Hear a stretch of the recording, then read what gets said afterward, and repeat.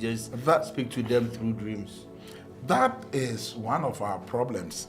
One of our problems is that God used people in a culture, in a community. So when somebody goes to Egypt, it is the God to whom they are told the dream. But to the children of Abraham, Abraham dreamt, God used dream with Abraham. All of them, most of them, all dreamt. So, like I said, Pharaoh had a ministry of dreaming. Nebuchadnezzar, that's why he called the wise men, he called the astrologers, he called the magicians, and said, give me an answer. Even Jesus, would say the physical father, not biological, of Jesus, Joseph. How did he? That he should not go near Mary, because the child is a holy child. And then when he said, take the child to Egypt. So he took the child to Egypt by dream, and then he brought the child from Egypt by a dream. So Bishop, how did we lose this? Because we lost it. It's not even part of our theology. And that is why I keep saying that. We had the Greek mindset superimposed. What we are doing gradually is that we are dealing with a supernatural being. And when I say supernatural, above the natural, they are smarter than us. They are thinking than us. They operate in a realm which is beyond our realm. So what they do is this, is that in many years ahead of us. So whilst we are having, maybe in England, why the John Wesley dams are there, Charles Wesley, William Wilberforce, all these people talking about slave trade and then doing evangelism. Whilst you are having revival, Satan is planning years ahead of you. Because he knows that you have de-supernaturalized him. And you are preparing people, as it were, to take them out of this earth. And he knows that this earth, God will not come until the gospel is gone everywhere. The kingdom is preached everywhere. So he knows we still have some time. So he prepares. And he strategizes. And one of the things, when I preach these things, I feel weird. I feel awkward. It is weird, Bishop. Because I wish, I just preach ordinarily and all that. So when I'm talking about divine beings, they are beings. They are there. They are smarter. And so what they do, Paul said it, that he said what? In the book of 1 Timothy chapter 4, he said in the latter times, there'll be doctrines of demons. And he clearly said that these doctrines of demons would come and say that the supernatural is no more important. The supernatural is no more important. Looking at the Bible from a certain supernatural dimension is no more important. I mean, some of us grew, it took us time to even believe that there are demons and there are spirit beings. Because some people feel that, what are you teaching? Just teach something nice and keep going. It is but they would hurt. They are hurting the church. Right now, for those of us in this part of, we don't see it much. But when you go to Germany, when you go to Sweden, when you go to Norway, in fact, remember, those nations, Switzerland, have the cross in their flags. Most nations have the cross in there. Even Britain, they have the cross in their flag. But the enemy has gradually succeeded by making them de-supernaturalize. So when you are praying, I say, what are you praying for? Because at the end of the day, if I want to buy, I have a credit card I can buy with. I have money I can buy. So why are we praying? So there are some who are de-supernaturalizing. And it comes from these divine or spiritual beings. They have calculated. Bishop, in one of your episodes, You said that these divine beings in the unseen realm, they have the ability to steal and to block our dreams. Yes, they can. You see, one of the things that we need to understand things like altars. Altars, covenants, all these languages.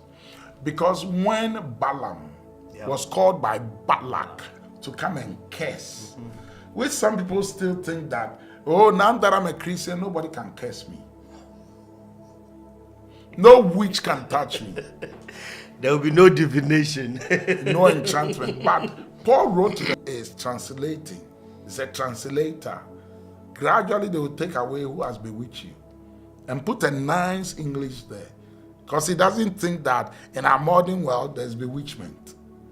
Why is there bewitchment? Can a Christian be bewitched? Oh, can a church be bewitched? Oh, a church. The whole church is bewitched. A whole church. A whole church. Paul said, a door has been opened to me, but Many are the adversaries. Many are the adversaries. So Satan is not modern, it's not colo.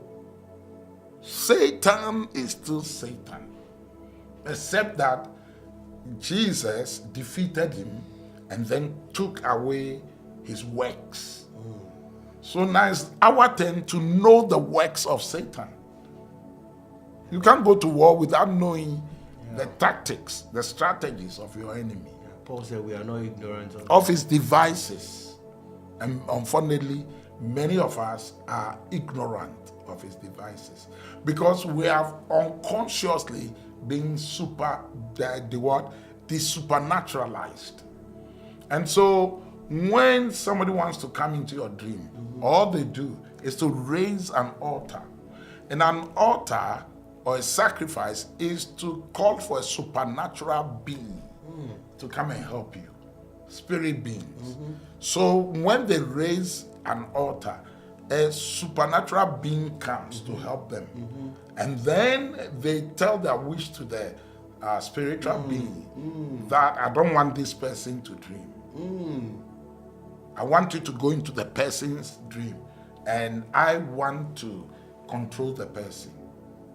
So that is what they do, for which many people think that sacrifice is no more there. But Paul spoke about sacrifice.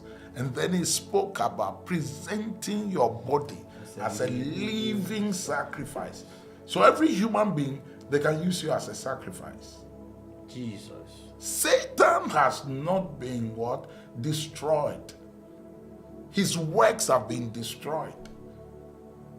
So human beings, you can be used as a sacrifice and you will never know. Like in the case of Peter and get thee behind me, Satan. Yes. I mean, we are still in a warfare. And for me, the warfare is more, the children of Israel warfare was killing David and Goliath. But our warfare is gone into spiritual. And Paul said, we wrestle not against flesh and blood, but against principalities, against powers. How many of us really understand principalities, powers, thrones, dominion? We don't want to study it. So we are told fighting against spiritual powers, other than we just start praying. But if we don't travel back into the Old Testament and know why David had to fight Goliath, why Joshua had to kill some people, if we don't go back to understand in the Old Testament, when we come into the New Testament, we'll rubbish it and throw it away. And in the days of social media, we tend to throw away all these things. And the pastor is very popular, so it's very popular, it's very well known. And unfortunately, there are those too that are working for Satan. So they tend, as it were, to also make the church seem to be always only concentrating on the spiritual. And he's within the church and outside the church. I was praying with somebody, And the spirit that manifested said, I'm very wicked. Whoa. And I use witchcraft. And I said, do you go to church? And he said, yes, I go to church. And I said, why do you go to church? He said, Jesus wants people. We're all there. We're all part of the congregation to make the church vibrant. Yeah. And remember, Jesus spoke about what? The sheep in what? In wolf's clothing. The what? The wolf in sheep clothing. And Paul said, after my departure, shall many wolves come into the church. After my departure. Let me make another statement that is worrying. For any pastor, and this I heard it from Archbishop Benson Daosa, he said any pastor that does not deal with spiritual warfare and does not cast out demons is a hireling. Jesus said it. This will get you into trouble, Bishop. If Jesus said, who is a good shepherd? Yeah. The good shepherd is the one that sees the what?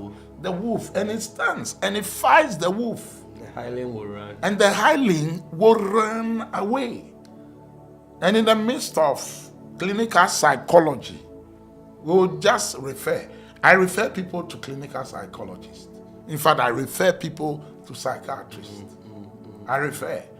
Because I know this problem needs a professional, it needs a psychiatrist. Yeah.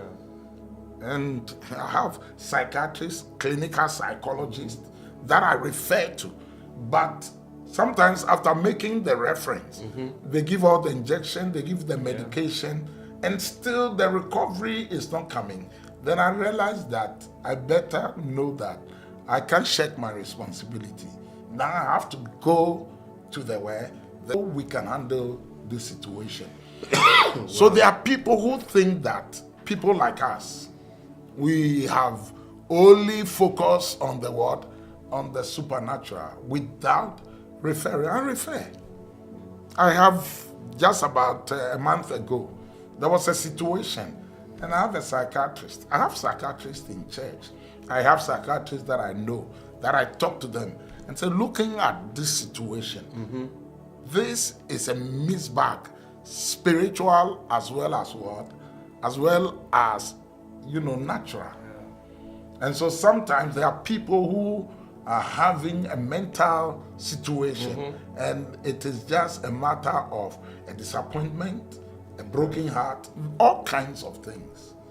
So you have to deal with the medical dimension and deal with the spiritual dimension. So there are people who think that you only go for the supernatural. And some people say, and every teacup is a what? Is a demon. Unfortunately, they say it this way. If you have a hammer, every problem seems to be a nail that you have to hit on. So human beings are complex. We are so complex, you can't zero in on one. But you have to be able to be balanced. And that is what is called wisdom. To know whether this person is having upbringing issues, this person is having low self-esteem issues, this person needs faith, or whether it is a supernatural issue. So you have to be able to discern. That is what the Bible calls discernment of spirits as a gift. So you have to be able to discern and know which is which. So dreaming. Even your dreaming can tell whether you are sick. When sometimes you dream and your dreaming is all over and there's a chemical imbalance in your system, you immediately know that, no, what I'm dreaming doesn't add up. So where you need an evaluation, a mental or a psychological evaluation. So all these are part of the human psyche. Wow. Yeah. Bishop, this is... I don't even know what to say. Bishop, let me ask this final question. Why does these fallen sons of God or the rebellious why do they still have access to man and cause problems for us in this realm? These principalities why do they still have access after all that Jesus has done? After all that Jesus, they were demobilized. Their weapon has been taken away. But they are still causing harm. Because it says, the Bible clearly, is so clear. My people perish for what? Lack of knowledge. So when you know, so you have to deliberately study to show yourself approved unto God, a workman who needs not to be ashamed. So I want to, that's what we are doing. Read my Bible again. Let's come back to the scriptures.